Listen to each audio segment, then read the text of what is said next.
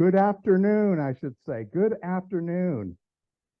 My name is Reverend Jim Ernst, and you are at Unity of Charlotte, if you didn't know that already. We welcome all of you here. We welcome you in the sanctuary here. We welcome those on Zoom, and those of you who are watching this on YouTube later on, you are all welcome. I do want to welcome as well, if you heard some beautiful piano tunes as you walked in. We have a special guest today, Ron Ellis. I will introduce him later, but yes, let's give him a hand for those, tickling those keys, those beautiful piano keys. So let us go ahead and join together in our prayer here. So our mission statement is Unity of Charlotte is the place where we nurture a deep and mature experience of God through the practice of unity principles. Simply put, we are here to love, grow, and serve. Is there anyone here for the first or maybe even second time? If you are, just gently raise your hand. Be brave. And no, we've all been here once before. So awesome, awesome, awesome, awesome. We don't often have a live piano player, so we'll figure this out. A few announcements today. We have got our new member workshop series. We held that yesterday, but we're also, well, first of all, our installation will be at a future date. So we will be installing and blessing those new members at a future Sunday service.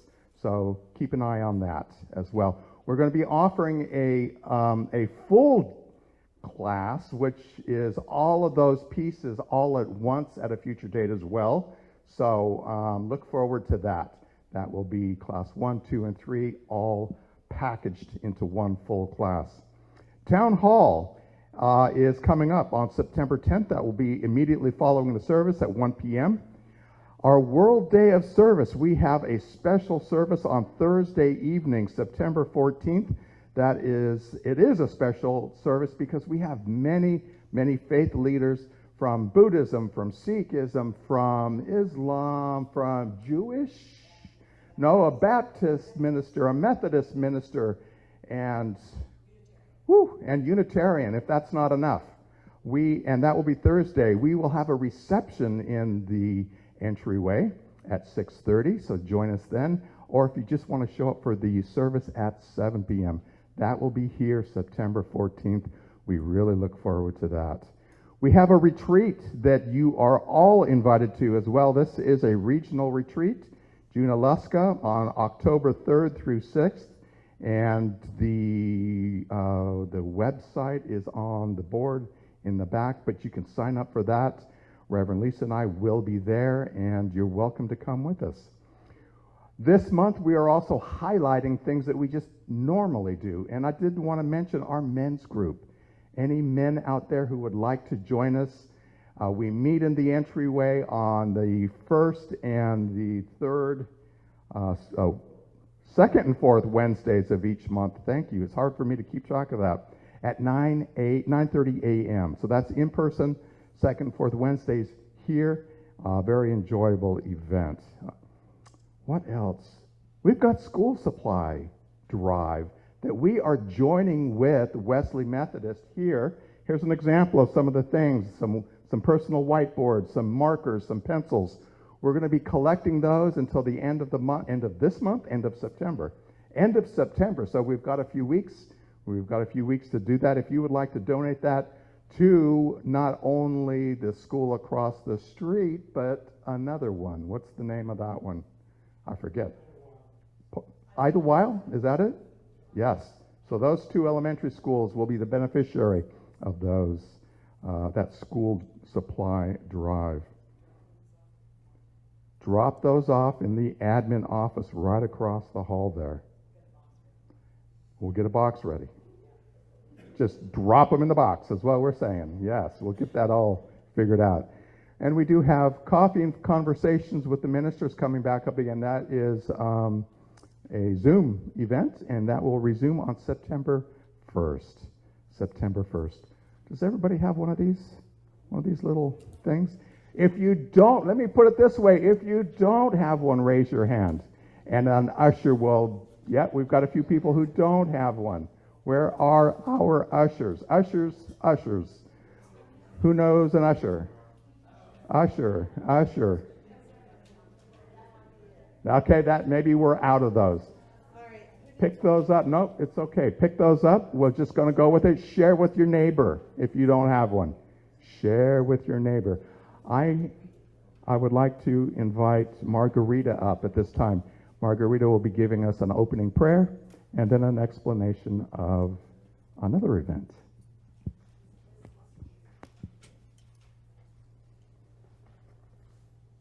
Hi, good morning. Well, for those who doesn't know me, my name is Margarita, and I recently relocated from Hawaii. And today, thank you so much, Reverend Lisa, for allowing me to share some information about what is happening over there. And in the Aloha Spirit, I want you to join me on a prayer.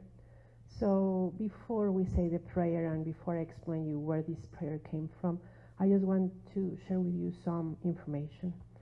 So as you know, in the last couple of weeks, we have all learned about the devastation happening over there. So around 2,700 buildings have been destroyed, burned to ashes. And until today, there's 111 human fatalities. This number will sadly increase because the process of DNA recognition is taking long. So more than 1,000 people is still missing. More than 1,000 pets still missing. And today I learned that from the 18 firefighters helping, 17 lost their houses. So it's really sad what is happening over there. But in the middle of chaos, destruction, and despair, Hawaii is so strong. And around the world, people who have been lucky enough to be there, we have all been touched by the love that is there, which is really God's love, the creation. It's just so palpable over there. So I want to share with you this prayer, and I wanted you to keep it. This prayer was shared with me by a beautiful priestess, a kahuna, in Hawaii. I had the pleasure to meeting her, and it's a precious prayer. So because we choose love, and we are a unity-loving family, today we are joining in prayer. And even though that we are 4,628 miles away from Lahaina, because love doesn't know about distance, I want you to, if you want, close your eyes. If you want to read the version in English, I'm going to try to read it in Hawaiian. I'm not Hawaiian, but my heart is there, and my heart is here with you. We are one heart, so in Hawaii we say, Ukau kala e hanai I ola honua. While the sun shines, we do what we can. And that's what I say to myself every day that I wake up. We just do what we can. We pray. We send blessings. We send love and light. If we can also donate some money. In the bulletin, they included a Maui website that shares updates, what is happening. It also lists some organizations that are actively working there. And it also lists like personal information about Venmo of people who is right now helping there. So it's really up to each one of us. So again, if you want to join me in prayer, I invite you to send all your love, all your light, and all your aloha. So please, you can read it in English. I'm going to try to read it in Hawaiian. And it says, prayer by Kailelahi, Pule o Kailelahi. Eho mai I ke kua aloha ame I ka mana ponui. I ke aloha amai ka hauuli. I ka malu ame I ka laula. I ke ola ame I ka paha. I ka pono amai ka vai. Ue pono, pau oli a pau iao. Hele mai maku, nuai maku. Hope is maku. Maluna ia maku ame I lalo ia maku. Kapu uuni ia maku ame I loko ia maku. Ame ho haana ia maku ala ele ia maku. Ika malino nani ame hame lolo. Elele kapule ia kai lani nui. May this prayer fly to the highest heavens. Amama noa noa, and so it is. May this kapu of this prayer is lifted, and so it is. Thank you, Margarita. If you would like to donate to this cause, there is a flyer on the board in the hallway there, and there is a website, there is a QR code that you can scan and donate to that cause right here today. That was beautiful. That was beautiful. At this time, we'd like to open this up for prayer. If you know of someone, a loved one, a friend who is in need of prayer, you can either reach out to us and we will pray with you. That can be in person, that can be over the phone, however you want that to happen. But here, today, we also want to be able to take prayer requests. So, at this time, we say those names out loud and we hold them in the silence. So now we speak their name.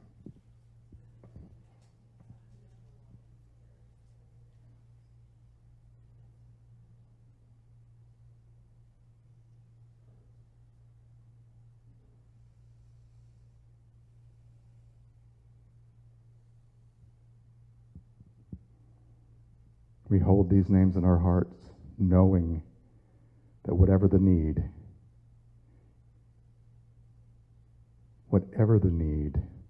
of these folks is held in the divine. Amen. I would like to invite up Brent and Mickey as well as we hear the daily word in both English and Spanish.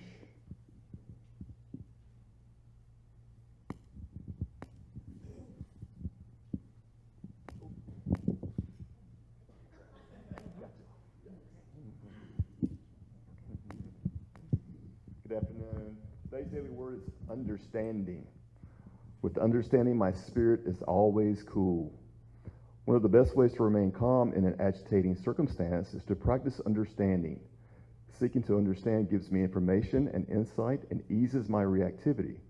It keeps my emotional thermostat dialed down if I am tempted to lose my cool. La comprensión siempre mantiene mi espíritu tranquilo. Una de las mejores formas de mantener la calma ante cualquier situación estresante es practicando la comprensión. Buscar comprender me da información y tranquiliza mis reacciones. Si estoy tentado a perder la compostura, esto me ayuda a mantener mi equilibrio emocional en control.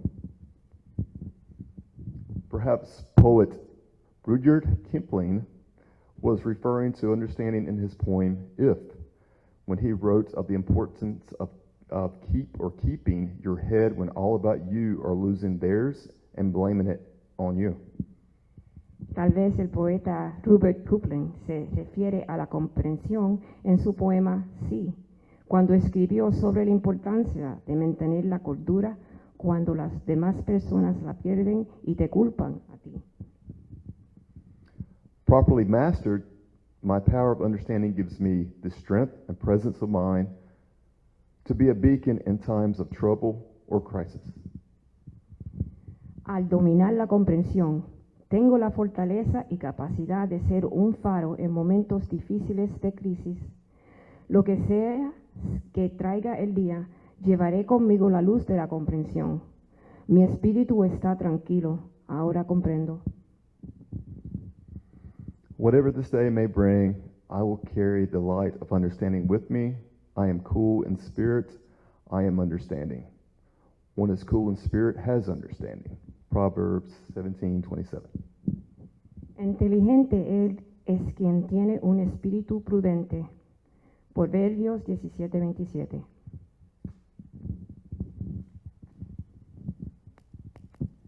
Thank you. That was awesome.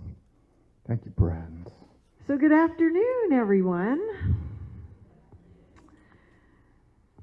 Here we are on Sunday. We're on our third Sunday of a series about prayer at Unity, or more specifically, affirmative prayer, because what Unity teaches is a very specific form of prayer, and we've really been spending some time taking a deeper look at that.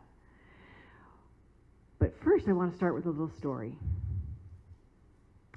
There was a small farm town somewhere in the middle of the Midwest, and the farmers were really struggling because they had been dealing with or challenged with drought for quite some time now.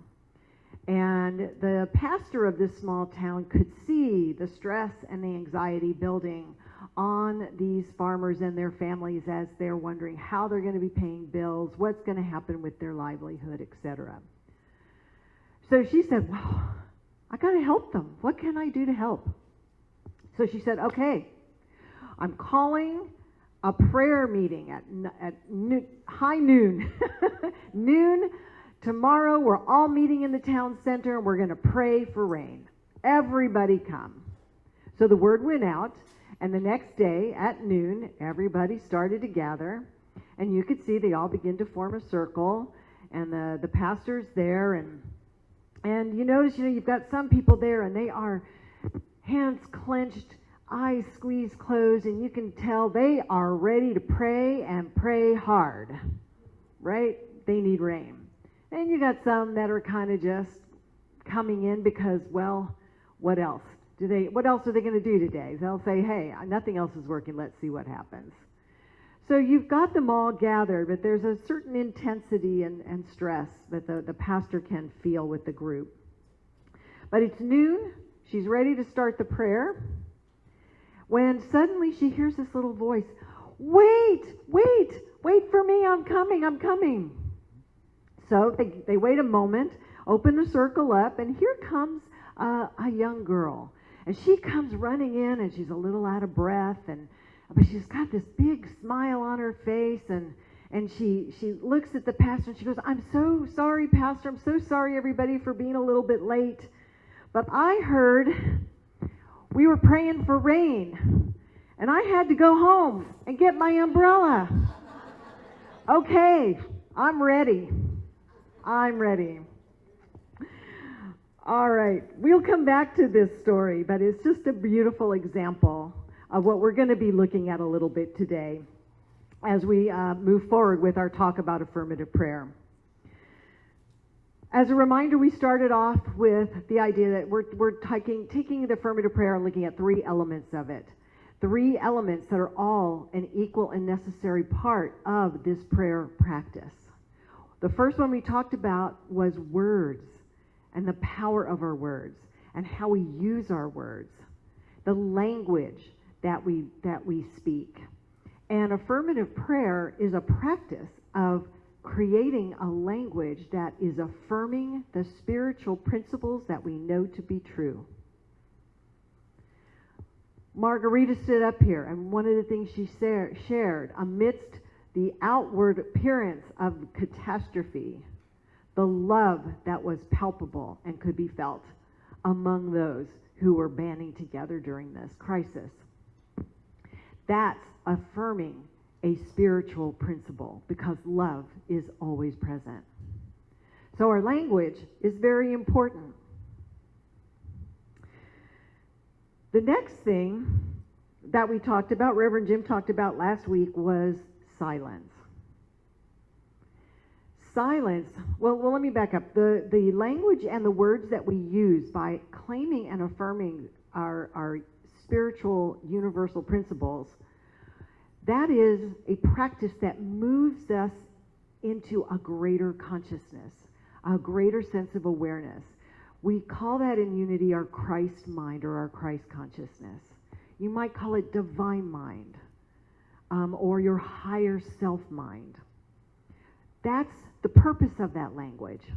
Because even when we don't see it, if we begin to speak those truths, our consciousness will shift. And that's the purpose of prayer.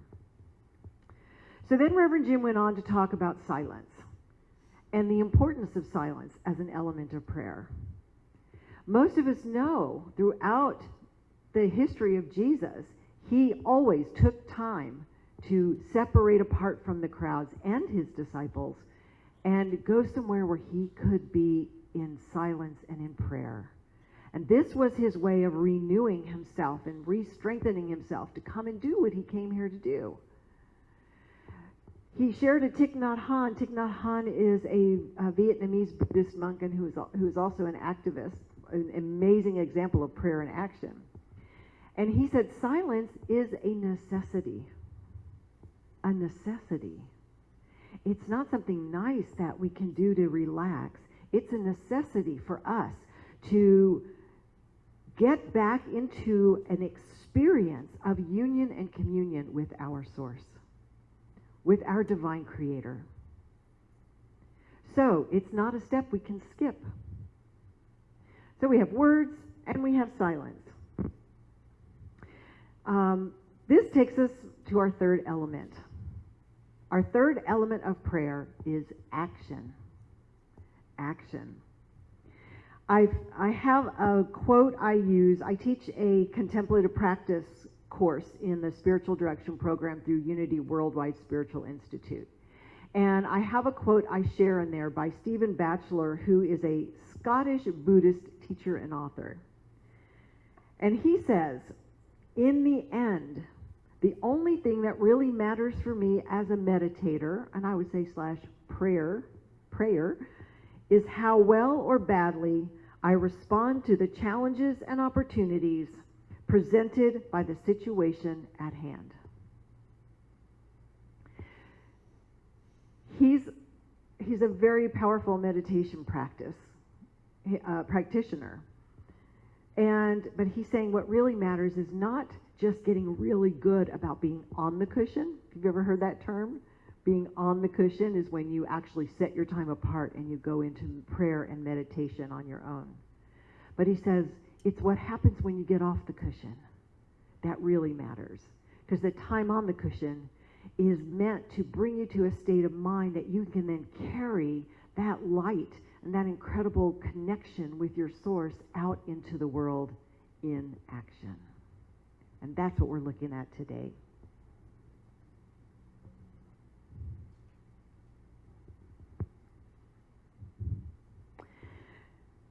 Francis Foulks, good. I got the thumbs up from Jim. He's my Unity expert back there. She's a well-known and foundational Unity minister and author, and she wrote the book Effectual Prayer. And I often go back to it because she says some amazingly powerful things. So I want to share a quote from this book that she wrote. If one would grow, one must live whatever message is given in the silence. So in order to grow, we're meant to live that message. Whether that comes to us in words or we intuit it, however that happens, when we sit in our prayer, we are shifting consciousness. And what comes to us through that then is meant to be lived in our life. I'm going to go on to read a little more from that quote. Unless the message from the Father, you may say Creator, Divine Mind, becomes a living, vital reality in the daily life, seeking the silence becomes a mere pastime, a pretense, and hinders growth instead of hastening it.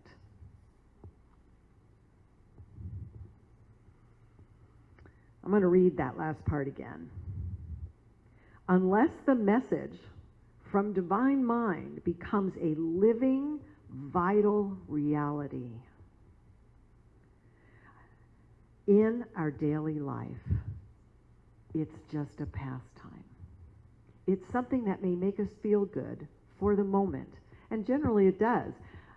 especially when we're having a stressful day, and you go and you sit down, you go into a moment of prayer, you let it all go, and you have at least a moment of respite, and it feels good. And that's awesome. It should feel good. It should bring you a sense of peace. But what really matters is what happens then when you come out into your life. How does that help you respond to what comes up in your life? And that's what putting prayer into action is all about.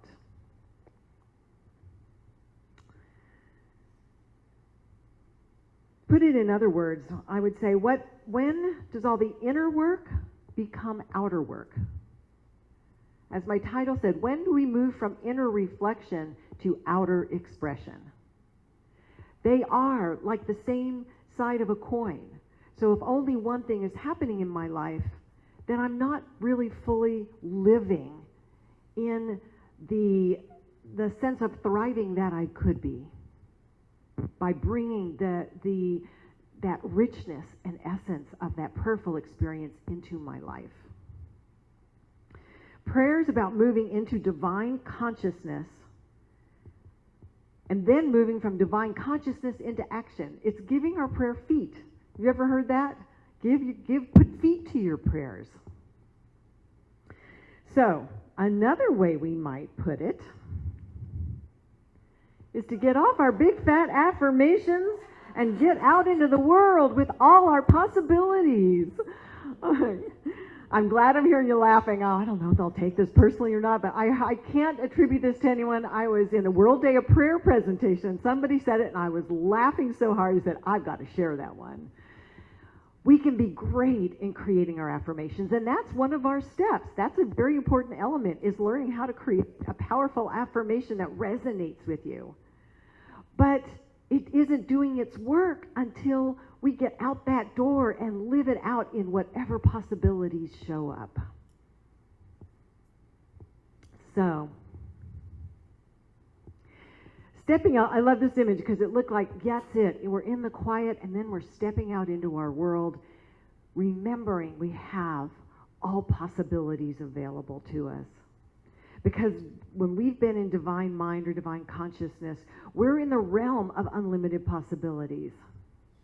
That's when we become aware, and they're not necessarily specific yet. They're not manifested. They're in the invisible realm of spirit of God, these unlimited possibilities. And then it is through us, as those come into our human consciousness, that we get to play with them. And when we remember and come from that divine spiritual centeredness, that's when we truly are the light of the world. We truly are a light in this world. I want to go back to a quote. I don't have a slide for it. I had it last time I spoke, by James Dillett Freeman, the poet laureate and teacher at Unity for many, many years, who said, prayer is a way of life as well as a way of facing life. Prayer is a way of life. So it's not just something I do on occasion when I feel a need. It's actually meant to become how I live my life, a prayerful life, as well as a way of facing life. That kind of takes us back to that other quote from Stephen Batchelor. It's not just what I'm doing as I'm in prayer, it's how am I able to face the things that come into my life, the challenges, the seeming obstacles. How do I handle those and respond to those? Is my prayer coming to life, being put into action?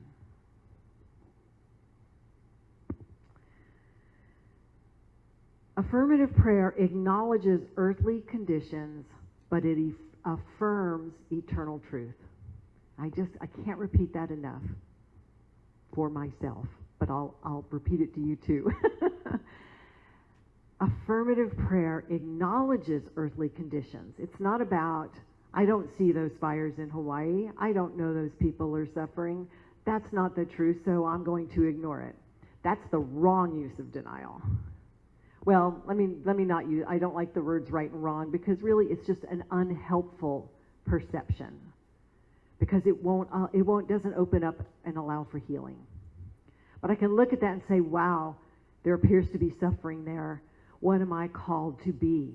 I'm called to acclaim the presence of God in every situation, including this one. Love and light working in and through every individual who is there, guiding them to find their way, to provide them with what they need to do whatever it is that they are called to do in that scenario. And how can I help?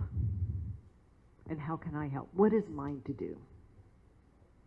And that's prayer as a way of life and a way of facing life.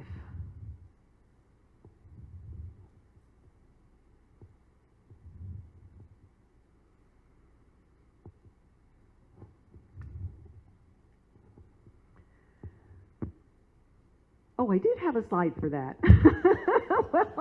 well, I'll be darned. There it is. Good. We'll just let. I love these images to me. Am I standing on a platform of life, just watching it speeding by me without being engaged in it, or am I an active participant, fully engaged in life, exactly how it is being presented to me, and being a prayerful presence? And a prayerful presence doesn't always mean that's when we're on our cushion. But when we're off our cushion, we can be engaged in life, but be living from this deeply centered place of remembering who and what we are as we're engaging in that scenario. So it's a fully engaged way of being in life. So I do have one more. Let me go back. There we go. This, I saw this was put out by Daily Word, by unity.org. I'm sorry, not the Daily Word. And when I saw it, it was one of the most impactful little quotes, and I've kept it for a long time. I often go back and look at it again. It says, prayer is not a substitute for action. It is the silent partner of action. And that's really what I'm trying to express here. And what that means to me is, if I have something happening in my life, I do want to go and pray about it. I do want to do my affirmations, be aware of the language I'm using. What words am I feeding into my mind about, this situation? And how can I make that more powerful? What's the eternal truth? What is the principle here that I can fall back on? And I spend time in the silence. And the silence doesn't necessarily have to be 20 minutes on a cushion. Throughout my day, I just pause. Or I may go off and come. Sometimes they're working in the office. I may come in here and just sit. And I find my center. And I call upon the truth of who I am and what I am and the truth of God. That's how fast you can go back into that moment of silence. But then, what do I do with it? Do I go, okay, well, I prayed about it. That's it. I'm done. If we all did that, nothing would be happening out here. We're human beings meant to experience this life. This life, this thing we are calling life on this planet, we're here and we're meant to be experiencing it. It's meant to be a gift of experience. And it is a gift when we remember that we are spiritual, eternal beings getting to be human, as opposed to being stuck in a limited human existence. So let's go back to that young girl with the umbrella. Here they are, they've gathered for prayer. You've got some that are just like they're going to pray as hard as they can. You've got some that are like, oh, I don't really know if this is going to work. What do you think happened when that young girl shows up, face beaming, so excited that they're about to pray for rain, and she opens her umbrella? What do you think that had? What kind of effect might that have had on that crowd? What was that? Yeah, energy. I imagine it created a different availability of energy, an opportunity for others to go, wow, I know for myself, if I were the pastor, I'd be going, wow, somebody hears this, right? That's very exciting, because now you're joined with someone else in the power of that possibility. And I imagine there are more and more like, well, they never thought about it that way. And so I love this story, and I've actually used this story usually when I'm talking about faith. But faith is actually prayer in action. That's what faith is. Because faith says, I may not see it yet here, but I know it has already happened, and it will manifest in the perfect timing here. So when that young girl shows up, she's excited because there's no question in her mind that that rain is coming, and she's ready. So she takes action. And it's subtle, right? It's not a big, huge step. It's not a big, huge action. But how much impact might that have had on that circle of farmers in prayer and need?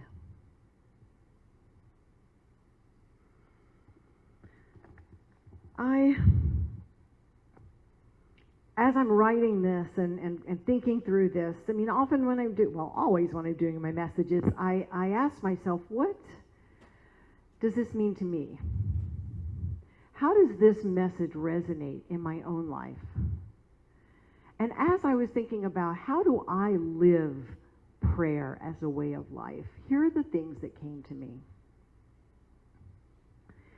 I found that my choice to be vegetarian, to recycle, to make sustainable choices is me living my prayer that all of life thrive on this planet. That's my prayer. And how I live it out is by the choices that I make in my life. My decisions about where to donate money, what organizations to support, to offer myself in service. These decisions are me living my prayer for equality and justice for all my fellow human journeyers. This is me, my prayer that instead of just sitting there praying about it, it's like, okay, now what action am I being asked to take? That's also what we get in our silence. Those moments of silence are where we listen. I think prayer's more about listening than it is about asking. Sometimes we need to ask, and that's okay. But always remember to listen once you ask. Because messages will come to you. They may come to you in that moment when you're sitting in prayer. It might be actual words. I've been given very clear instruction and guidance on occasion. Sometimes it's something you just intuit. You just feel, I'm being guided towards this. A new idea comes to your mind, just sort of out of the blue. It's like, oh, what about that? Sometimes it's after you get up and you start moving that prayer starts to unfold. There are things in your life that start to show up and guide you in fulfilling that prayer in your life. My dedication to continue to deepen my spiritual understanding is me living my prayer to be a light in this world, to live my life as fully, joyfully, and completely as is possible from my Christ center, and to make a difference while I'm here. That's my continual study. I've signed up for an 8-month immersion program where I'm going to learn how to let go. I'm going to learn how to let go at a very deep level, and I'm really looking forward to it because my work is never done. I'm continuing to grow and deepen my spiritual practice and my understanding. That is my prayer in action. So I share these with you, not as these are your answers, but these were my answers. And they were ways I recognized that I live my prayer as a way of life. And I invite you to find out, what are you praying about or for? And take the time. Well, let's go into how do we practice. That's my wrap up now, because we've talked about this being a way of life. Now, how do we do it? How do we make that come to be in our lives? And I have a couple of things, and there's nothing on this list that you probably have not already heard. But I just find for myself, reminders are really, really helpful. Deepen your knowledge and understanding of truth principles. I keep doing that myself. Every time we teach a class on affirmative prayer or the 5 principles, we get so excited because you know what? We learn something new. Not that we didn't know what the principles were, but our experience of them gets deeper and more expansive, and we find new ways of expressing it. This is a really important step because affirmative prayer, the very first element, is changing our language. We're learning a new language, and that language is based on truth principles. So if we don't know what they are, it'd be very hard to speak that language. So dedicating yourself to deepening your understanding is helpful. I also put out, practice writing out affirmations based on these principles. I used to think, oh, affirmations are so easy. We just, declare and claim what we want to be true. But we're really claiming these principles. So once you've gotten to know some of these principles, take just one and then practice writing out affirmations. I often sit down at my computer and I'll just start typing out affirmations, and it's a little like journaling, expressive writing. And what happens is it starts to hone, the words start to get more clear, and I end up with one statement that just resonates in my soul. Resonates in my soul. And that, I know, is what I carry with me through my day. Have a daily prayer practice with a time for silence. You do not have to sit cross-legged on a mat for 20 minutes to do silence. There's so many different ways to practice contemplation, to practice taking moments to go deep into a space of silence, to allow for that communion and connection with your source. Move through your day with pauses. Start your day going, today I'm going to listen. I'm going to tune in. I'm going to seek for what the universe is sharing with me and guiding and inspiring me to today. That's a lovely way to start your day. And you might be so surprised what shows up. It could be little things. It could be profound things. What you do here, you need to act upon. Once we get that message, once we get that nudge, once we get that guidance, we need to move on it. Again, just take the first step. If it's overwhelming, take the first step and see what happens, and ask again.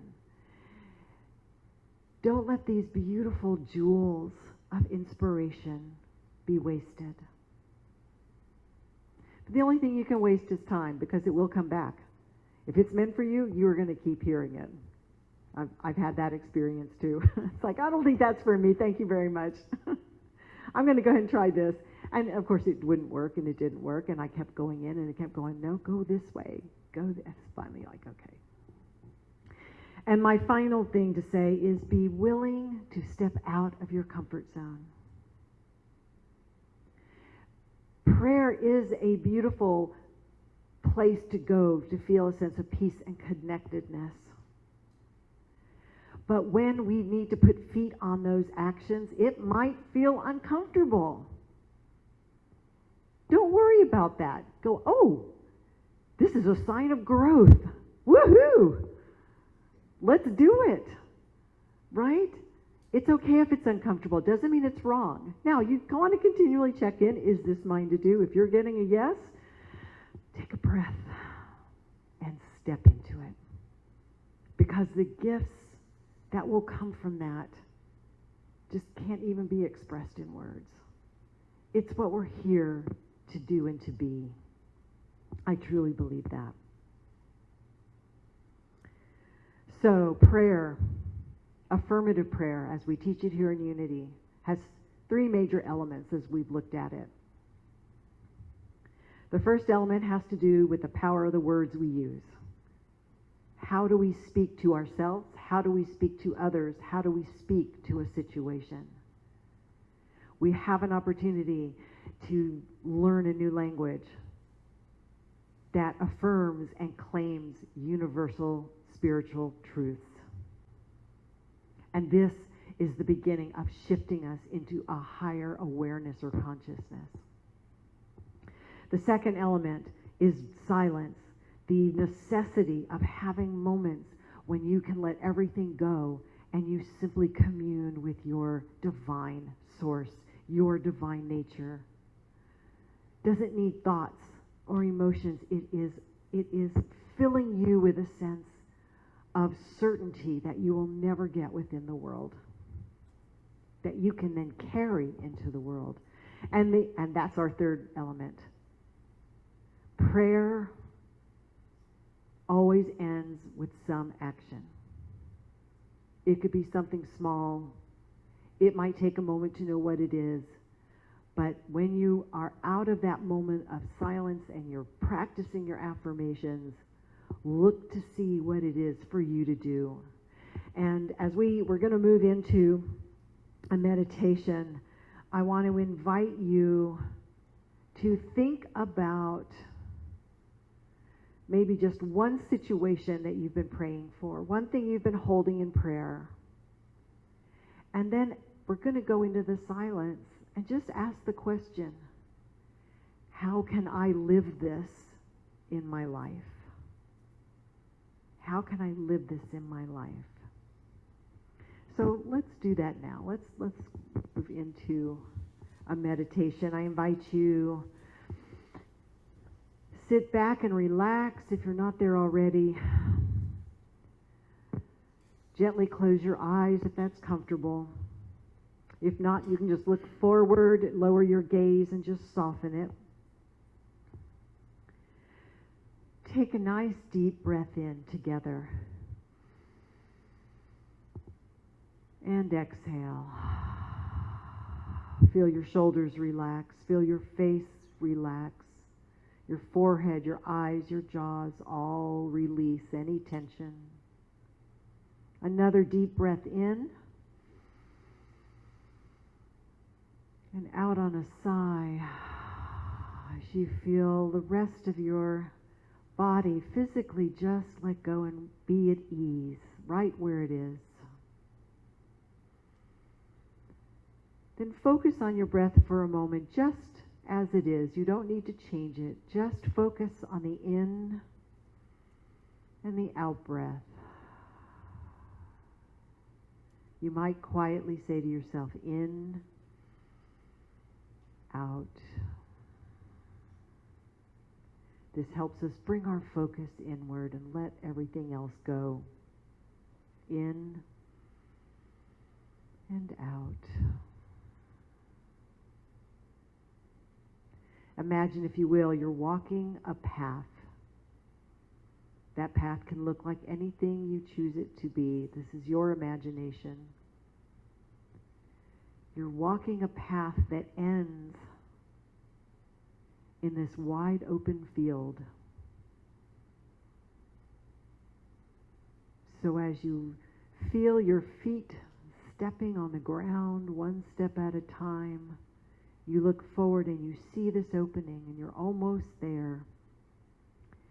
And you feel a sense of excitement about this place you're about to enter. Now you're standing at the edge of that path, and here is this glorious, wide open space filled with light. It could be a place in nature, it could be a place in space. Whatever that looks like for you, just feel this sense of expansion, unlimitedness, light, and comfort. This is a safe place because it is within you. This is the place you meet God. You meet Spirit. Step into this opening and just stand in that sense of expansiveness.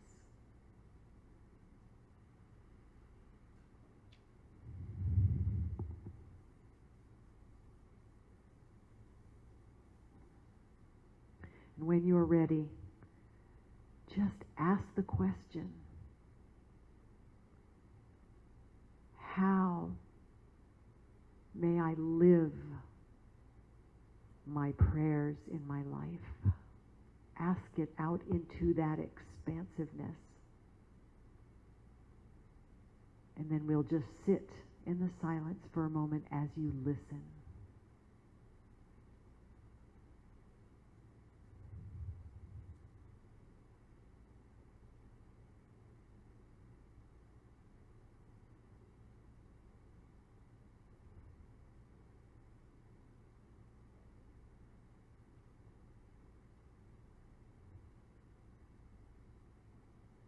And when you are ready, just feel a sense of gratitude, a gratitude for finding this place within yourself that's always available. And knowing that even as you return on that path back to this consciousness in this room, in this place, that light lives in you. And when you're ready, take a nice breath in. And as you exhale, gently open your eyes as you come back into this space. We now move into that offering part of our service. We do know that as we give, so do we receive. And it's through your generous gifts, your generous giving, that Unity of Charlotte continues to be a light out into our community. Know that these consistent giving opportunities are also on that board out there. You can use your phone. You can wait and use that when you get home. But these are the different ways. Also out in the hallway is the PayPal QR code as well. So join me in our offertory blessing. So together, joyously I give this gift, knowing the divine presence blesses and multiplies all that I am, all that I have, all that I give, and all that I receive. Thank you, God. The light of God surrounds us. The love of God enfolds us. The power of God protects us. The presence of God watches over us. Wherever we are, God is, and all is well.